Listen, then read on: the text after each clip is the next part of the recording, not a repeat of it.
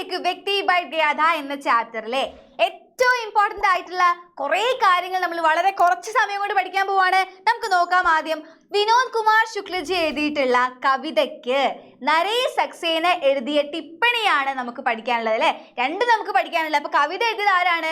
Vinod Kumar Shukla. Okay, അപ്പൊ ഇനി ടിപ്പണി എഴുതിയത് ആരാണ്? നരേഷ് സക്സേന. ഈ രണ്ട് പോയിന്റ് നിങ്ങൾ മറക്കുകയെ ചെയ്യരുത്. നോക്കാം നമുക്ക്. ഹിന്ദി കെ മഹാൻ കവി വിനോദ് കുമാർ ശുക്ല की കവിത. പോയിന്റ് ആയിട്ട് പറയാണ്, ഹിന്ദിയിലെ മഹാൻ കവി വിനോദ് കുമാർ ശുക്ലജിയുടെ കവിതയാണിത് ഹതാശ സേ ഏക് വ്യക്തി ബൈഠ് ഗയാ ഥാ എന്നുള്ളത്. കവിത പർ നരേഷ് സക്സേന की ആസ്വാദൻ ടിപ്പണി. ഈ കവിതയ്ക്ക് വേണ്ടിയിട്ട് നരേഷ് സക്സേന എന്താണ് ഈ കവിതയെ ആസ്വാദന കുറിപ്പ് എഴുതിയിട്ടുണ്ട്. കവിത മനുഷ്യക്കോ മനുഷ്യക്ക് തര ജാനേ കി പ്രേരണ ദേത്തി ഹേ. അപ്പൊ ആദ്യത്തെ പോയിന്റ് എന്താണ് നമ്മൾ പഠിച്ചത്? ഇത് വിനോദ് കുമാർ ശുക്ലജി എഴുതിയ കവിതയാണ്.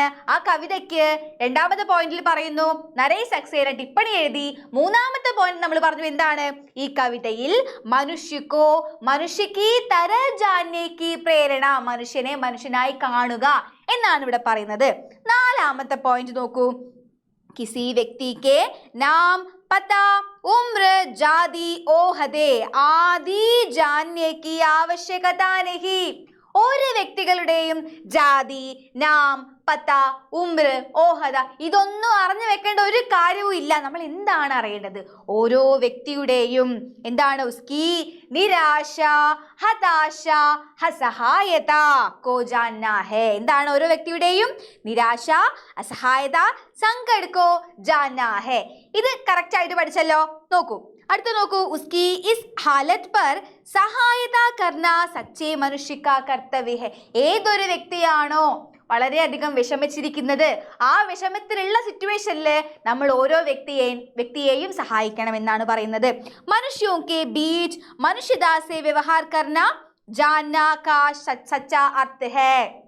അതായത് മനുഷ്യർക്കിടയിൽ മനുഷ്യത്വത്തോടു കൂടെ നമ്മൾ എന്ത് ചെയ്യണം? പെരുമാറണം എന്നതാണ് അറിയുക എന്ന വാക്കിന്റെ ശരിയായ അർത്ഥം.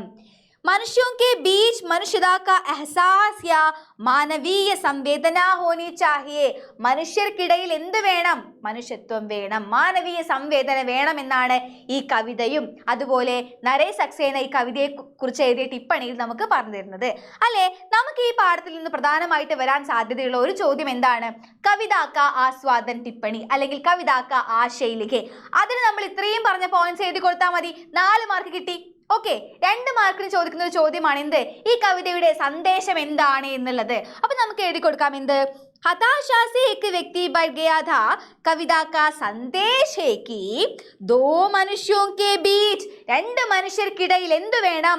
മനുഷ്യതാ का एहसास यानी മാനവീയ സംവേദന ഹോനാ ജറൂരി ഹേ. മനുഷ്യത്വം വേണമെന്നാണ് ഈ കവിതയുടെ സന്ദേശം.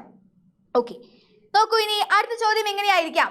ജാന ശബ്ദത്തിന്റെ രൂഢീകൃത ആധാരം നമ്മൾ ഈ ഒരു പാഠത്തിൽ പഠിക്കുന്നുണ്ട്. അതുപോലെ തന്നെ എന്താണ്? സഹി ആധാരം പഠിക്കുന്നുണ്ട്. അപ്പൊ രൂഢീകൃത ആധാർ എന്നുള്ളത് എന്തൊക്കെയാണെന്നും സഹി ആധാർ എന്നുള്ളത് എന്തൊക്കെയാണെന്നും നമ്മൾ വളരെ ഇമ്പോർട്ടന്റ് ആയിട്ടും പഠിച്ചിരിക്കേണ്ട ചോദ്യമാണ്. 2 മാർക്കിന് വരുന്ന ചോദ്യമാണ്. നമുക്ക് അതൊന്ന് നോക്കാം. ജാന ശബ്ദക്ക് രൂഢീകൃത ആധാർ നാം, പത്ത, ഉംർ, ഓഹദേ, ജാതി അല്ലേ. അപ്പൊ ഇവിടെ ജാതി കൂടെ ഉണ്ട് കേട്ടോ.